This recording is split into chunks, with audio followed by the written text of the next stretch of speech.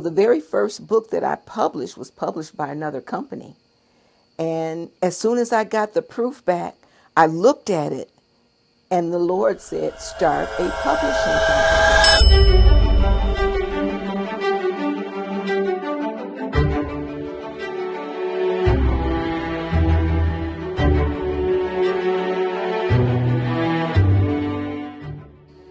Most of my authors write inspirational things, which I just love that, because I don't do erotica and, you'll never find me with a bunch of mallets and knives and violence. No, but something that can help people. And my authors all seem to want to share their testimonies so that people will understand that, you're going through this situation. Well, I went through that and we made it through.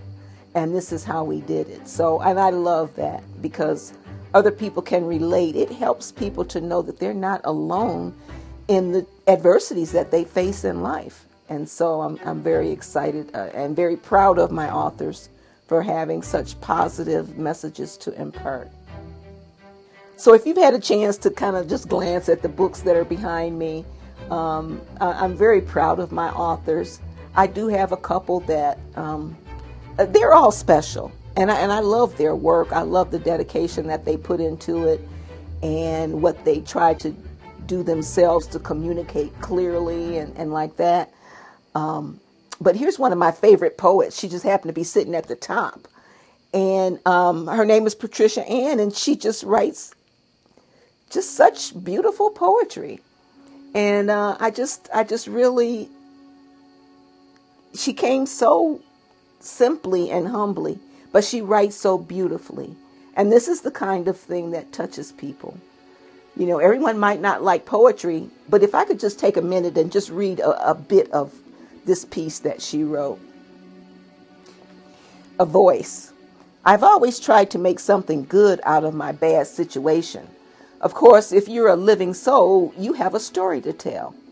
My story started when I was the age of 5. I was raped for a period of years by more than one person. Being terrified of what would happen if I told, I became a child without a voice. It wasn't until I was about the age of 16 that I began to write what I could not speak and tell what my eyes had seen and the pain that I had felt. My heart longed to scream and my soul boiled to escape fear that overwhelmed me and took away my childhood. For years I walked around searching for me and who I was. I wanted nothing more than to be the voice of children who were held captive like myself and could not be heard.